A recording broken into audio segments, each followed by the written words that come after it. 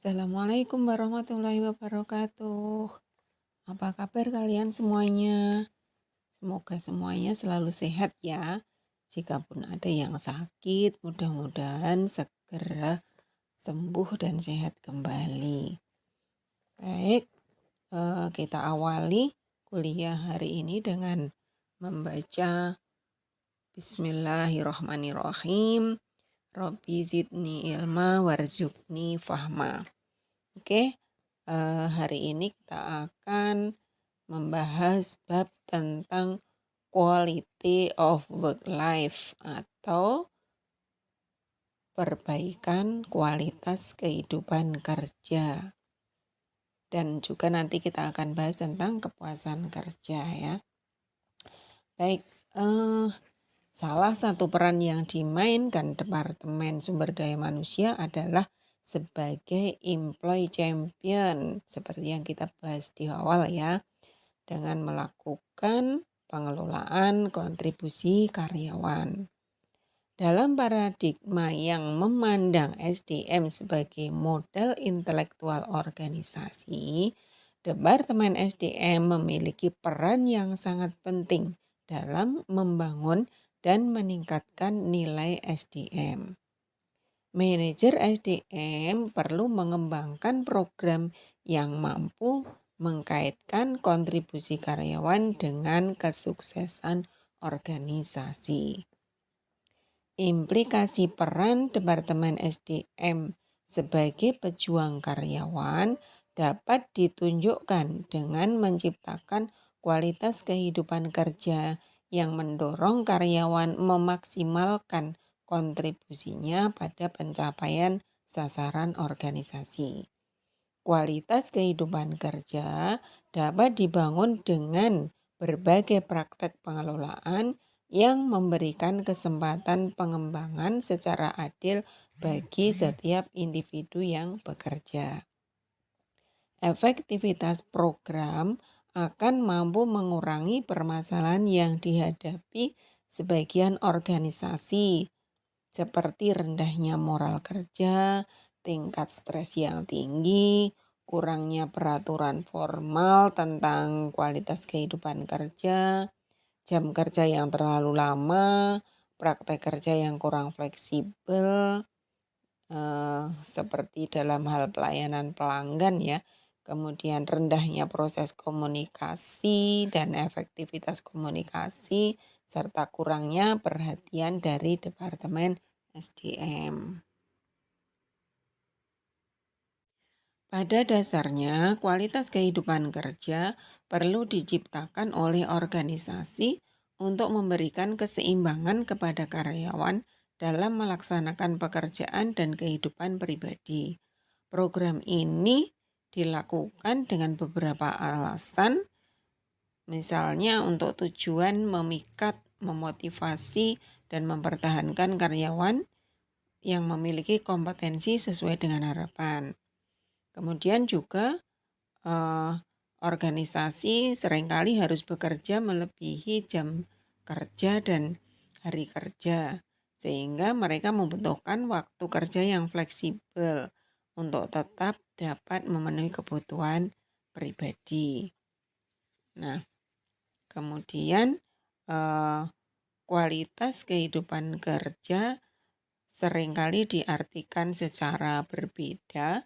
Misalnya dari Gibson, dia menerjemahkan kualitas kehidupan kerja sebagai filosofi manajemen yang bertujuan meningkatkan martabat karyawan, memperkenalkan perubahan budaya, memberikan kesempatan pertumbuhan dan pengembangan. Sedangkan Luton menerjemahkan kualitas kehidupan kerja sebagai kegiatan yang fokus pada penghargaan kepada sumber daya manusia di lingkungan kerja. Nah, dari ini kami menyimpulkan kualitas kehidupan kerja pada dasarnya merupakan praktek manajemen yang bertujuan menciptakan budaya kerja yang mampu memotivasi setiap karyawan untuk dapat mengembangkan diri dan memberikan kontribusi optimal bagi pencapaian sasaran organisasi.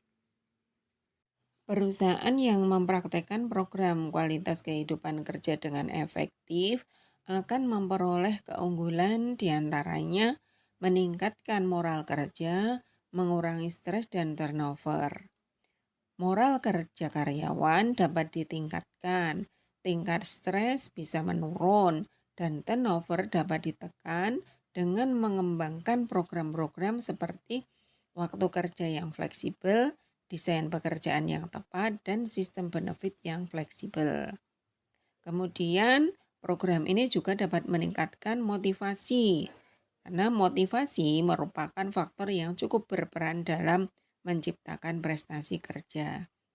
Praktek manajemen yang memberikan kesempatan bagi karyawan untuk memberikan masukan kepada organisasi akan membangun motivasi yang tinggi sehingga dapat mencapai target pekerjaan dengan efektif.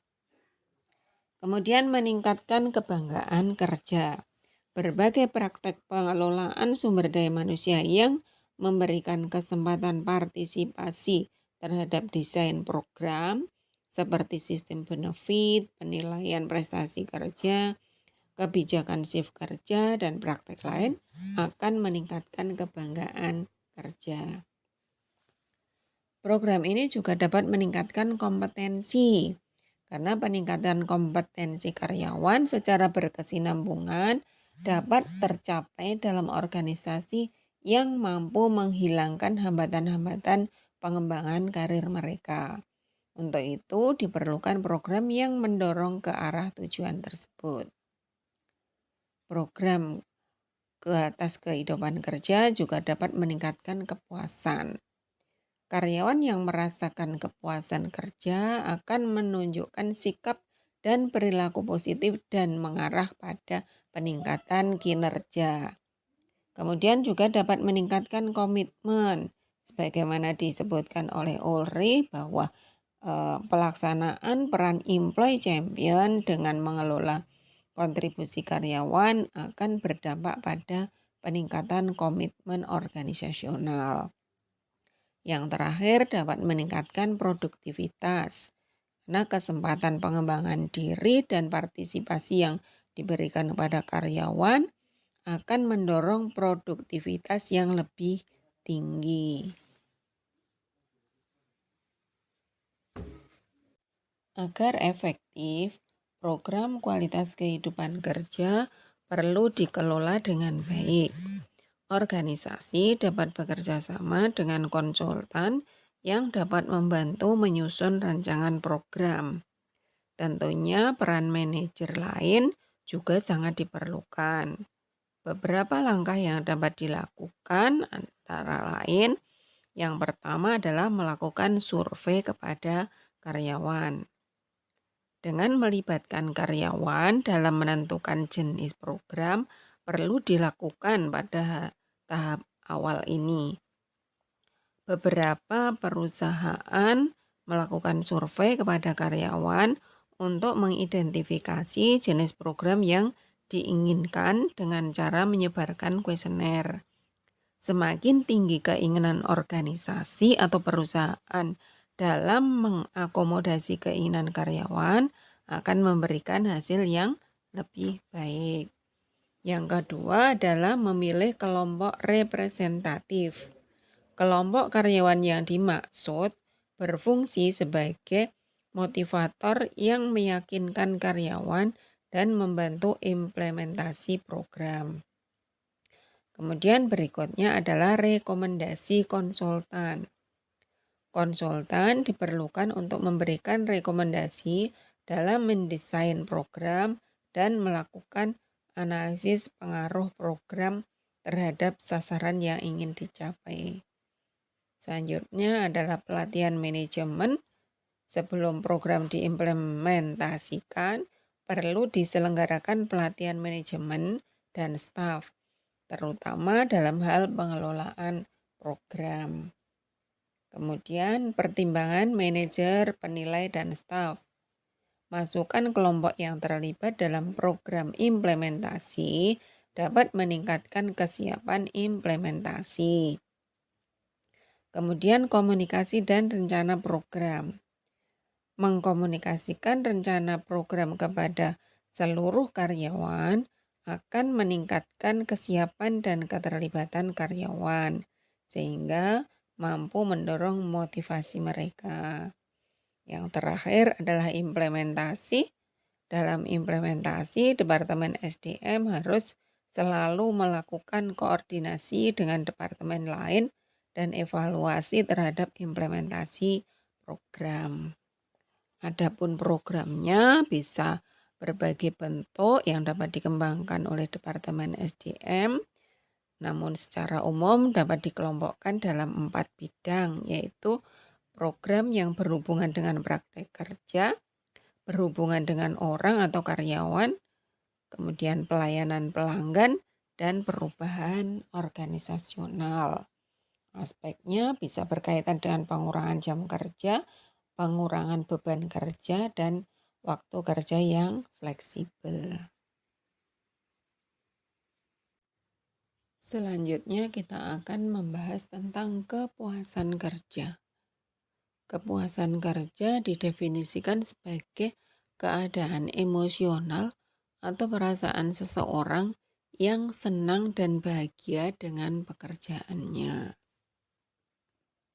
Bila kepuasan kerja terjadi, maka pada umumnya tercermin pada perasaan karyawan terhadap pekerjaannya yang sering diwujudkan dalam sikap positif karyawan terhadap pekerjaannya dan segala sesuatu yang dihadapi ataupun ditugaskan kepadanya di lingkungan kerjanya. Monitoring yang cermat dan kontinu dari kepuasan kerja karyawan sangat penting untuk mendapat perhatian dari pimpinan organisasi, terutama bagian SDM. Karena hal ini akan menjadi masalah yang berkaitan dengan kepuasan kerja. Pengaruhnya nanti bisa terkait dengan tingkat absensi, turnover karyawan, semangat kerja, keluhan ataupun masalah-masalah SDM lainnya.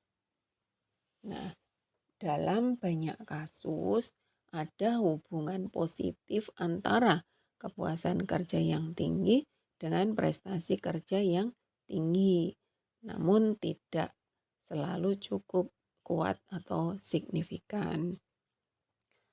Kemudian, kepuasan kerja bukan merupakan suatu motivator kuat. Namun, bagaimanapun juga, kepuasan kerja perlu untuk memelihara karyawan agar lebih tanggap terhadap lingkungan motivasional yang diciptakan.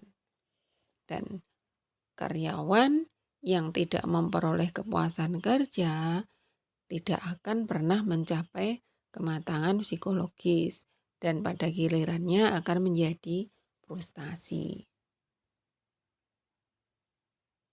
Dari segi fungsi kepuasan kerja dapat timbul pertanyaan sebagai berikut. Betulkah bahwa kepuasan kerja akan dapat menimbulkan prestasi kerja? Jawabannya apa? Jawabannya adalah belum tentu. Meskipun memang sering ada hubungan positif antara kepuasan kerja yang tinggi dengan prestasi kerja yang tinggi pula. Namun, dalam kenyataan di dunia kerja, ternyata hubungan tersebut tidak selalu demikian. Banyak karyawan yang kepuasan kerjanya tinggi, namun produktivitas kerjanya rata-rata saja. Sehingga terlihat bahwa kepuasan kerja itu sendiri bukan merupakan suatu motivator kuat. Meskipun bagaimanapun juga, kepuasan kerja selalu penting artinya bagi organisasi. Sementara pendapat mengatakan bahwa kepuasan kerja yang tinggi justru timbul karena adanya prestasi kerja yang tinggi.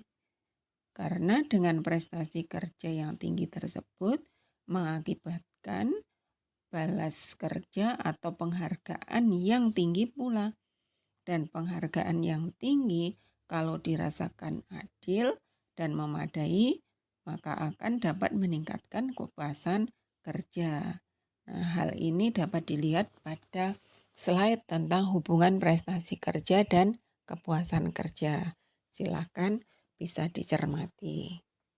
Selanjutnya kita akan membahas slide tentang hubungan kepuasan kerja, absensi, dan turnover.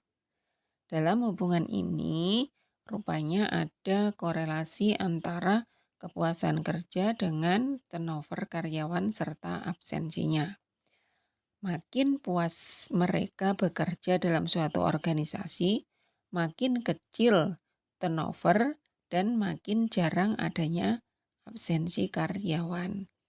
Sebaliknya, kepuasan kerja yang rendah akan mengakibatkan perputaran karyawan dan absensi karyawan yang tinggi.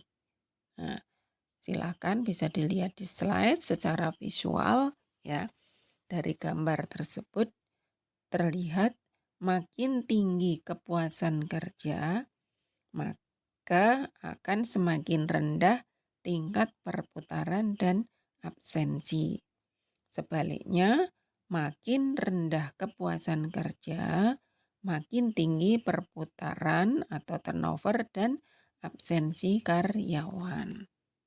Selanjutnya adalah slide terakhir tentang hubungan kepuasan kerja, usia, dan jenjang pekerjaan. Umur dan jenjang pekerjaan ternyata juga memiliki korelasi dengan kepuasan kerja. Semakin tua umur karyawan, biasanya mereka makin terpuaskan dengan pekerjaan mereka.